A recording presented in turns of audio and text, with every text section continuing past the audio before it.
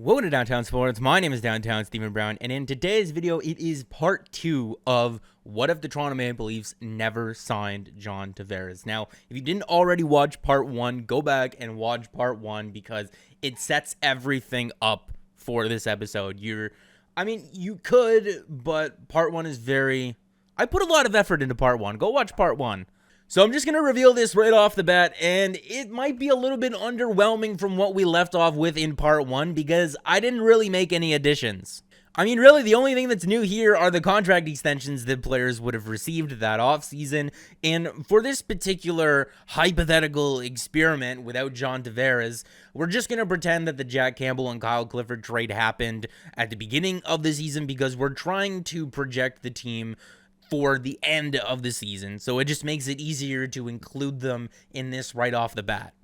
Like I said in the last one, I know hypotheticals aren't for everyone, but we're already using our imagination to imagine that John Tavares is not on the team to begin with, so let's not draw any lines where the hypotheticals can end. We're just doing this for fun, and because I think it's important that people see that we finally talk about, well, what could we have gotten for the money that we're now spending on John Tavares if we just didn't spend that money on him. And like I said at the beginning of the video, if you didn't watch part 1, go back, watch part 1. I broke everything down, put a lot of effort into that video.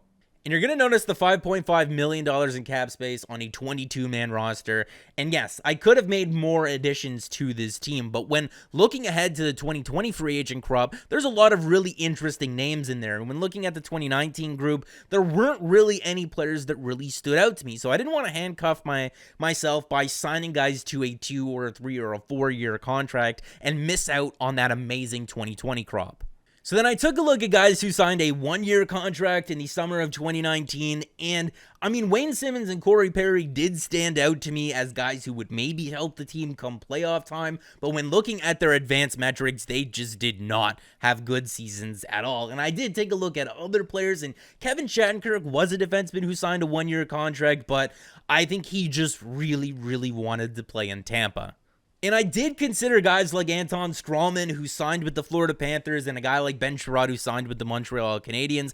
But again, I'd rather just hold on to that money and wait for the 2020 free agent group because those guys signed multi-year contracts.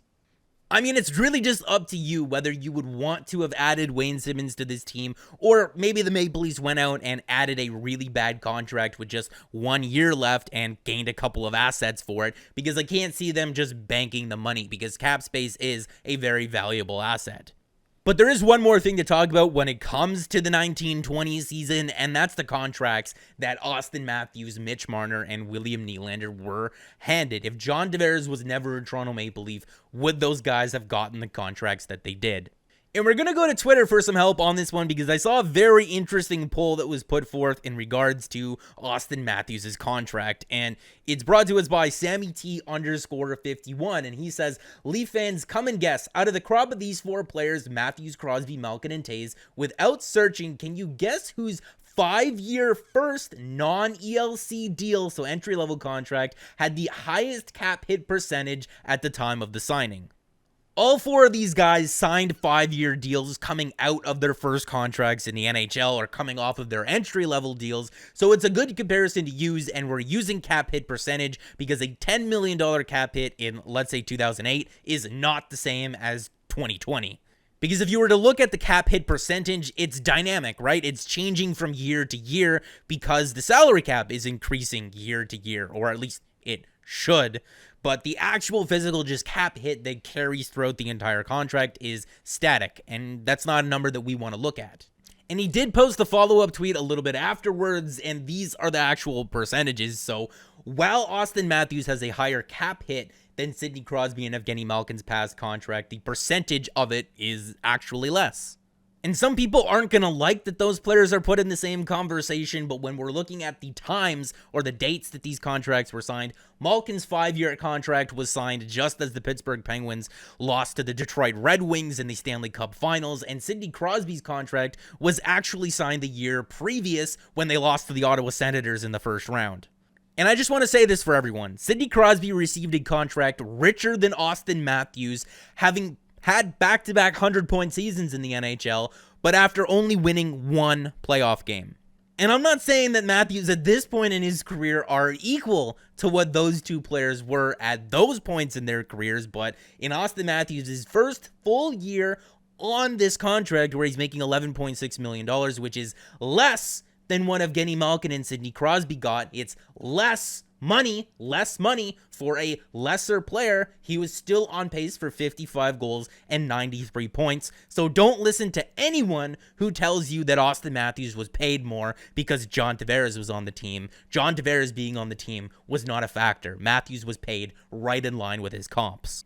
And to hammer this home even more, what I have up on the screen is a little table showing the players' cap hit when they were on that contract, the percentage of the cap that they were taking up when they were on that contract, and what that percentage of the cap would equal in today's salary cap of $81.5 million when the Auston Matthews contract took into effect.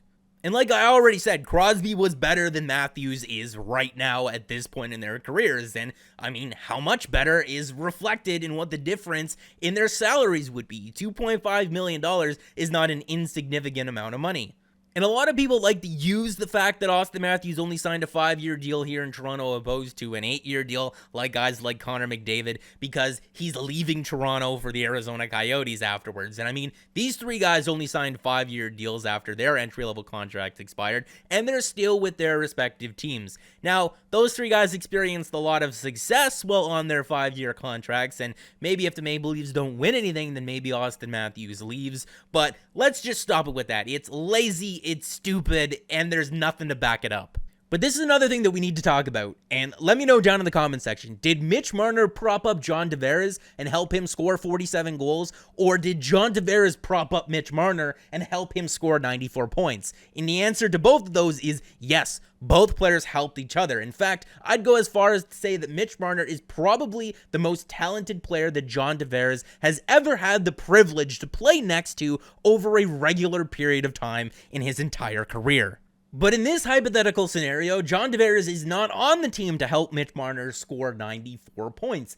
In our version, or our hypothetical, Mitch Marner is playing with Nazem Kadri. How many points in the 18-19 season does Mitch Marner put up playing on a line like this, playing on the #1 power play that still does feature guys like Auston Matthews, Nazem Kadri, William Nylander, himself, and Morgan Rielly?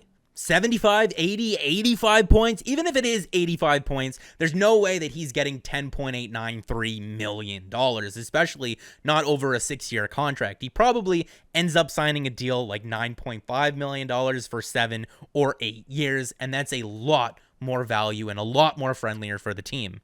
But Steven, Mitch Marner could have signed a $9 million 8-year contract the season before, and we still could have had John Tavares. Yeah, and you could have bought stock in Apple or Microsoft or Amazon 20 years ago and been filthy rich by now. But did you do that? No. Why not? Because you didn't know. It's all hindsight. And because it's hindsight, it doesn't really add any positive value to the conversation, so I'm not even interested in talking about it. So I updated it because it is believable. $9.5 million for 7 years. And you're going to see the $6.9 million in cap space in the top corner of the screen, and normally that would be nice. But like I said earlier in the video, maybe the Maple Leafs use this excess cap space that I don't really know what to do with to take on a bad contract with 1 year remaining. Well, what if the Maple Leafs never gave up a bad contract with 1 year remaining? And I think a couple of you already know where I'm going with this, but in this universe, the Maple Leafs would not have to give up Patrick Marleau to the Carolina Hurricanes to alleviate his cap hit, because we got enough money to afford everyone already, so we can afford to keep Patty and also get back our first round pick in the 2020 draft. The 2020 pick that they originally included in that trade was top 10 lottery protected. So in real life, if the Maple Leafs do win the draft lottery or phase 2 of it, they lose in the play-in round and then win the lottery, they would get that pick back. And then the 2021 first round pick of theirs would be owed to the Carolina Hurricanes. But in this instance, we're just reversing the trade altogether. So we get the pick no matter where it is in the first round. And I mean, if we're looking at the advanced metrics from this past season, the Maple Leafs would be getting someone who could play on the 3rd or 4th line and still generate some offense, and they'd get their first round pick back. And anyone who complains about Ceci really doesn't understand how bad Nikita Zaitsev's contract was. People in Ottawa are begging to get Ceci back and begging to launch Nikita Zaitsev into the sun. So I can tolerate a season of Ceci if it doesn't mean having Nikita Zaitsev for the end of time. And the only downside to that trade really is losing out on Connor Brown. But if you're looking at the right side here for the Toronto Maple Leafs, he's not playing ahead of William Nylander, Mitch Marner, or even Kasperi Kapanen. The amount of minutes that he's getting in Ottawa is unprecedented, and he would never have done that here in Toronto, especially because Babcock viewed him as a defensive first forward. And he didn't allow Connor Brown to be creative. So if you're going to be mad at anyone for the Leafs losing out on Connor Brown, be mad at Mike Babcock. He didn't play him in the right role, even when he was playing on a line with Auston Matthews and Zach Hyman. But if you want my opinion on the Nazem Kadri for Alexander Kerfoot and Tyson Barrie trade, I did do an entire video on that a while back, which I will link above the screen and in the description of this video that you guys can check out. There's a lot of context and a lot of analysis in that video. I think it's one of my better videos when it comes to putting things into context. But if you just like something that's short and sweet, I think it was good in theory, but flawed in application. And that's why we're not going to be replicating that trade in this hypothetical world. So that's going to be it for this video, guys. Expect a part 3 of this series in this hypothetical world where John Tavares is not a Toronto Maple Leafs, because like I said, I'm going to be doing this until Morgan Rielly and Nazem Kadri's contracts expire, and I think I can fit that all into one more video. So make sure to like the video if you did like it, and subscribe for more, because more is always on the way. And guys, remember that Sidney Crosby signed a richer contract for Auston Matthews at a point in his career where he only won one playoff game.